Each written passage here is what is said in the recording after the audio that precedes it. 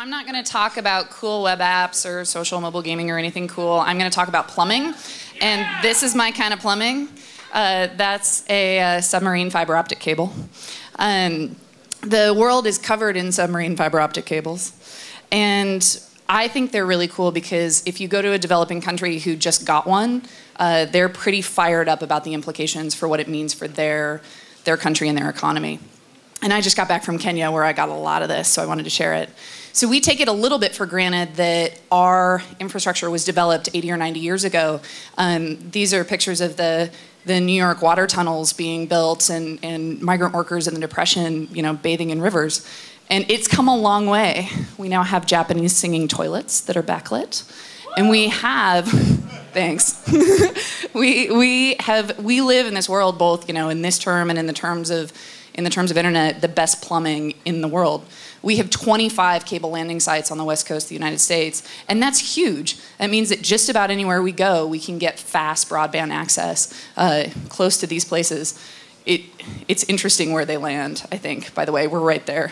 But anyway, not all plumbing is created equal. This is my coworker Dave scaling the walls of a local community center that has 10 computers and very spotty internet in Mariakani, Kenya.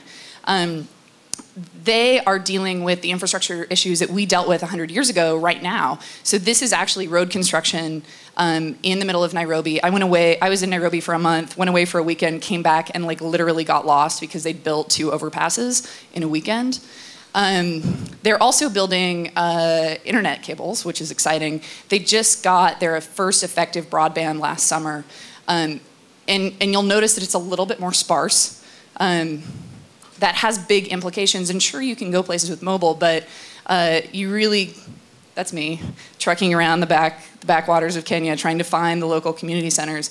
I'm super passionate about distributed work because I'm from a rural community, and we don't like to talk about it, but economic opportunities are really globally dispersed and have challenges.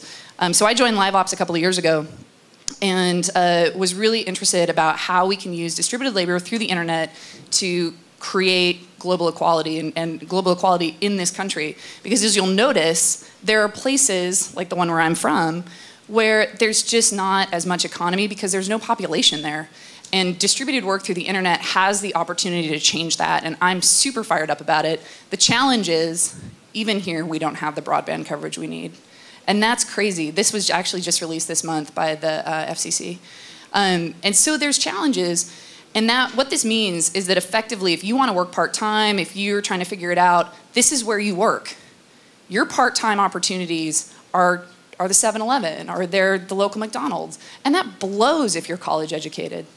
And I don't think it's good enough, but if I'm really honest with myself, I think that we have classy problems. And this is why I joined Hunsaker. So what we do is we take internet and digital work to people in developing countries like this call center in Kenya, where they're doing image tagging. And the reason it matters is because the option there isn't 7-Eleven. The option there is being under a tarp in a slum in Kibera, grinding tiny little giraffes out of cow bones. And they are so inspiring. And so what I want to ignite with you guys is this idea that there are farmers in rural Kenya who are using their mobiles to figure out market prices from thousands of miles away. There are incubators, there are tech incubators in the middle of Nairobi. And this is one, it's called iHub, it's awesome. They are going so fast, and they are so fired up about how technology is going to increase the speed of development in their country. And I'm inspired by this woman whose name is Diana. She's one of our partners in Kenya, and her goal is to employ 2,000 people in digital labor by the time she's 40, which is not an insignificant feat. But my goal, my spark is to find jobs for people in rural computer centers before they have streets. There is actually one back there. That's where I was going in the other picture. And so my challenge for you is that this is the place where we have the most skills, the most experience. We have the best plumbing. You guys have the most knowledge. I challenge you to one sprint to go figure out how you can use all of your knowledge to change the world. Thanks.